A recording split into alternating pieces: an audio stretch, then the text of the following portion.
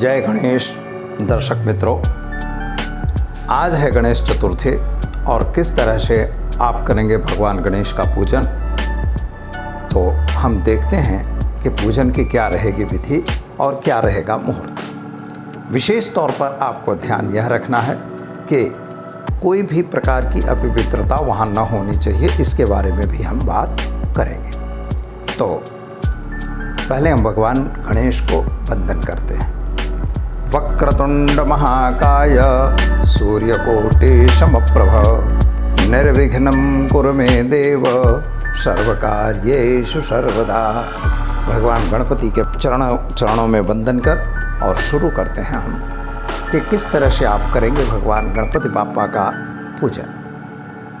गणपति बाप्पा हमें हर वर्ष दरमियान भाद्रपद की चतुर्थी तिथि को हमारे यहाँ आते हैं। 10 दिन का इनका पर्व होता है। अनंत चतुर्दशी के दिन इनका विदाई की जाती है। कुछ लोग अपने घर में अलग अलग मूर्तियाँ लाते हैं। कुछ प्लास्टर ऑफ पेरिस की चलती हैं और कुछ अलग मूर्ति लाते हैं, मिट्टी की मूर्ति लाते हैं। लेकिन मित्रों, जिस तरह से नियम है कि आपको मिट्टी की ही मूर्ति लानी चाहिए, जिस तरह से पार्थिव शिवलिंग का पूजन होता है वैसे ही पार्थिव गणेश का पूजन होना चाहिए। पार्थिव का मतलब होता है मिट्टी से। तो मिट्टी की मूर्ति को जैसे मान लीजिए आपने उसको बहाया तो पानी में घुल जानी चाहिए, और अगर नहीं घुलती है तो उसका उपचार हमको लगता है, इसलिए आपको भी मिट्टी की मूर्ति लानी है। सामान्य रूप से उसके क्या क्या सामान चाहिए, तो जैसे अबीर है, गुलाल है, कुमकुम है, यह चीज़ें तो चाहिए ही। सिंदूर है, हल्दी है, यह चीज़ें चाहिए। चावल चाहिए। ख़ास तौर पर आपको एक बाजोट पर या एक पीढ़े पर या आपके यहाँ जैसी व्यवस्था हो उस तरह से मूर्ति बहुत बड़ी नहीं लानी चाहिए। और बड़े बड़े पंडालों में जो बड़ी मूर्तियाँ लाई जाती हैं उनके साथ एक उत्सव मूर्ति भी लाई जाती है और उनकी प्रतिष्ठा की जाती है। वास्तव में गंगा जल वगैरह होना चाहिए हमारे पास, और पुष्प चाहिए, माला चाहिए, फल चाहिए, उनको मोदक चाहिए, गुड़ चाहिए क्योंकि भगवान को गुड़ भी पसंद है। तो यह हर चीज़ें आपके पास उपलब्ध होनी चाहिए। पंचमेवा भी होना चाहिए क्योंकि नियम है कि पंचमेवा, पंच हरे मेवा यानी 5 प्रकार के फल और 5 प्रकार के सूखा मेवा यानी कि काजू, द्राक्ष, बादाम, अखरोट वगैरह जो आता है वो आपको होना चाहिए। मिश्री भोजन में भोग लगाना होता है, तो यह भोग की सामग्री होनी चाहिए। गेहूं वगैरह पर एक लाल वस्त्र बिछाइए, उस पर गेहूं बिछा के भगवान बाप्पा की मूर्ति को अपने रखना चाहिए। इसके बाद कोई पंडित या विद्वान है तो उनको बुला के उनकी प्राण प्रतिष्ठा, आवाहनम, पहले आवाहन होता है।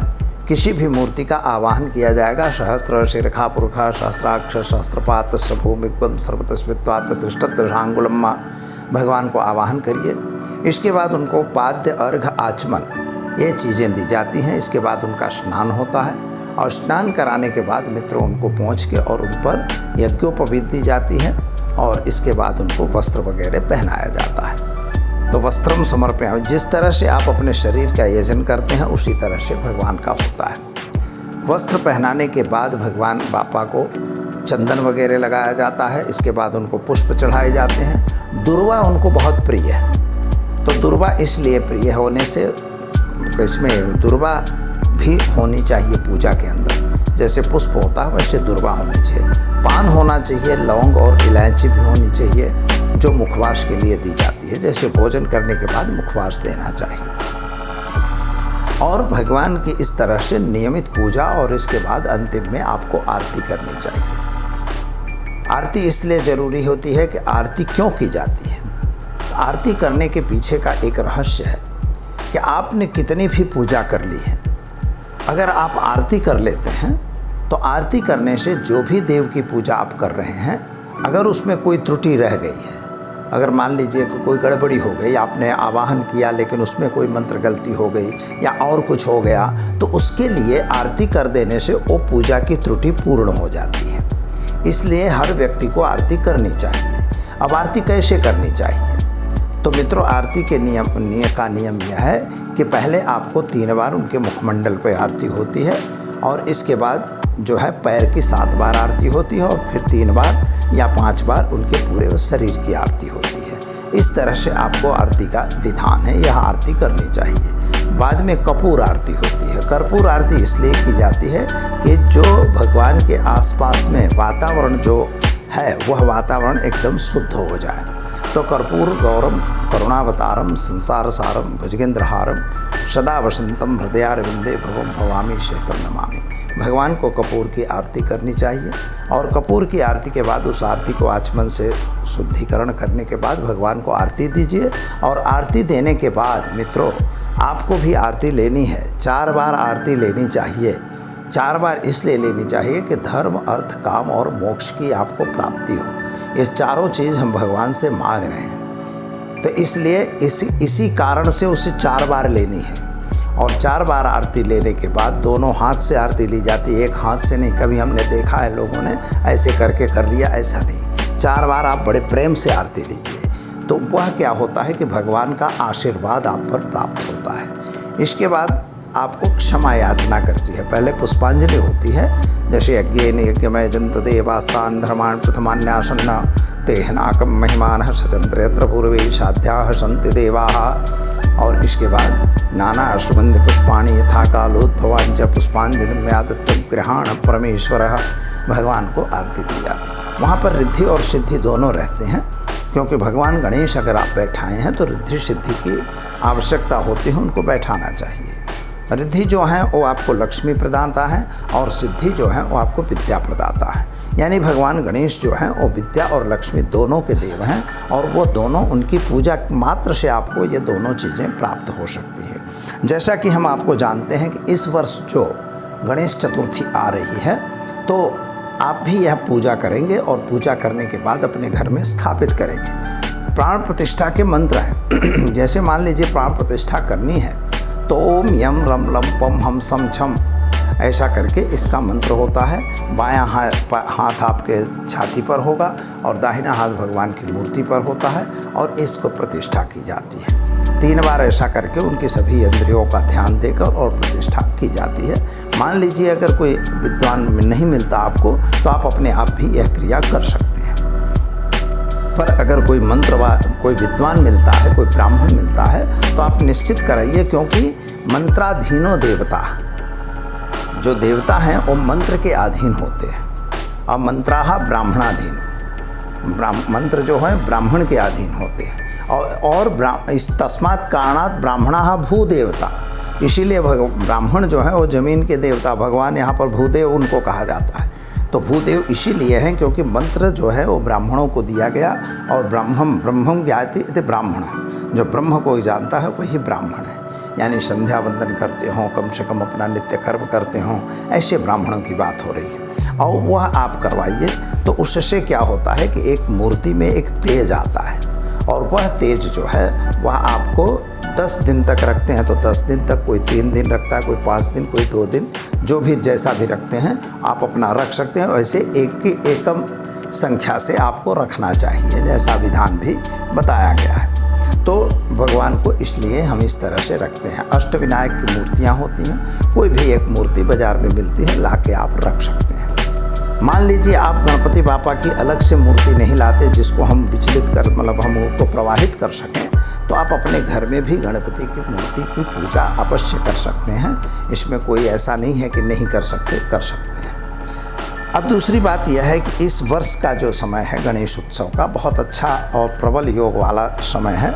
मित्रों, सबसे बड़ी बात यह आपको बता दें, एक बात इम्पोर्टेंट बात बता दें कि सूर्य और चंद्रमा, सूर्य जो हैं वो वास्तव में प्राणमयी देवता हैं, क्योंकि आत्मा जगतस्थतुश्च, सूर्य आत्मा जगतस्थतुश्च, भगवान सूर्य जो है वो जगत की आत्मा के तत्व में है, यानी प्राणमयी तत्व है। और चंद्रमा जो है, चंद्रमा मनसो जाता हो, वह मनमयी उनका स्वभाव है। और ख़ास तौर पर पूनम के दिन जो होता है, चंद्रमा और सूर्य सामने आमने होते हैं, यह एक विधान है। अब यह जो चीज़ होती है, तो चतुर्थी को ही क्यों पूजा करना, क्यों व्रत करना, इसके बारे में पहले भी हमने बताया है, लेकिन पुनः बता रहे हैं कि चतुर्थी के दिन इन तीनों, ये दोनों जो होते हैं एक लाइन में रहते हैं। और जो एक लाइन में होने की वजह से उस समय आत्मा और मन दोनों की जो द्विधा होती है वह ज़्यादा बढ़ जाती है। तो द्विधा जब बढ़ जाती है तो हम कोई गलत काम न कर लें, कोई ख़राब काम न कर बैठें, कोई मन स्थिति हमारी बिगड़ न जाए, हमारे अंदर कोई कुविचार न पैदा हो जाए, इसलिए हमें व्रत करना चाहिए। व्रत करने का पीछे चतुर्थी का मतलब यही हुआ कि आपको उस दिन व्रत करना चाहिए।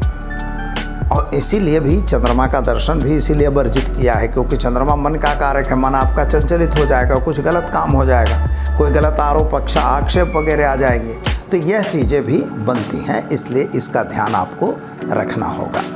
दूसरी बात क्या है मित्रों कि वैसे देखिए पूरी चतुर्थी जो है विनायकी चतुर्थी का मतलब व्रत नहीं किया जाता, यानी शुक्ल पक्ष की चतुर्थी का व्रत नहीं होता, लेकिन जो गणेश चतुर्थी है उस दिन का व्रत होगा। यह मतलब इसमें यहाँ विधान है कि कर सकते हो आप। अब वहाँ पर पूजन जो है गणेश का होता है और चंद्रमा दर्शन वर्जित गिना गया है।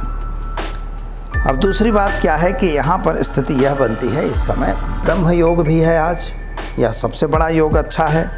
दूसरी चीज़ क्या है कि चित्रा नक्षत्र मिल रहा है, ब्रह्म योग है, वज्रमूषल योग भी बन रहा है, यानी अच्छा योग कहा जाएगा। और इसलिए आपको जो मुहूर्त है तो किस समय भगवान की पूजा करनी चाहिए।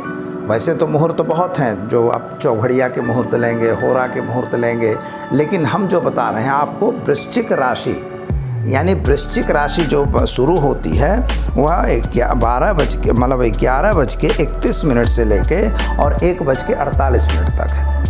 यह वृश्चिक लग्न होता है। तो वृश्चिक लग्न जो है, राशि नहीं, वृश्चिक लग्न। तो वृश्चिक लग्न इसलिए कि स्थिर लग्न है, हमें स्थिर लग्न में पूजा करनी है। 5 बजे भी आएगा, सिंह लग्न आने वाला है, लेकिन वो कोई काम का नहीं होगा। उस समय कोई राहु काल आ जाएगा या कोई और आ जाएंगे। और समय क्या है, संध्या टाइम है, किसी देव की प्रतिष्ठा जो है संध्या टाइम में नहीं की जाती, तो संध्या टाइम में उनकी प्रतिष्ठा नहीं हो सकती। इसलिए हमें 12 बजे अभिजित का जो मुहूर्त है 12:10 से लेके 1 बजे तक का मित्रों, वह मुहूर्त जो है वो बहुत प्रबल मुहूर्त है और उसी मुहूर्त में आपको पूजा करनी चाहिए। उसी समय प्रतिष्ठा वगैरह करके, आरती वगैरह करके भगवान को आप स्थापित कर सकते हैं। और यह मुहूर्त बहुत शुभ मुहूर्त है, यानी कृपया नोट भी कर सकते हैं आप कि 11:31 से और जो है 1:42 तक, यह समय जो है अब मतलब पूर्ण वृश्चिक लग्न का है। स्थिर लग्न होने से भगवान हमारे घर में स्थिर रहे, यह एक भाव है।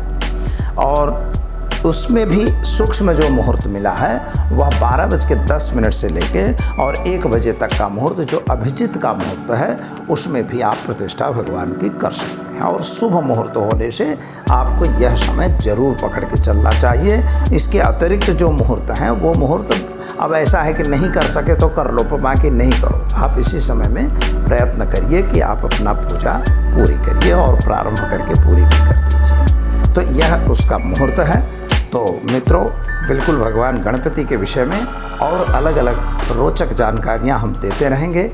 आप नियमित रूप से हमारा वीडियो देखते रहिए और ख़ास तौर पर चैनल अगर अच्छी लगती है और वीडियो अच्छे लगते हैं तो उसे सब्सक्राइब करिए और मित्रों में शेयर कमेंट जरूर करिए। तो दीजिए दुर्गा प्रसाद शास्त्री को इजाज़त। जय श्री गणेश।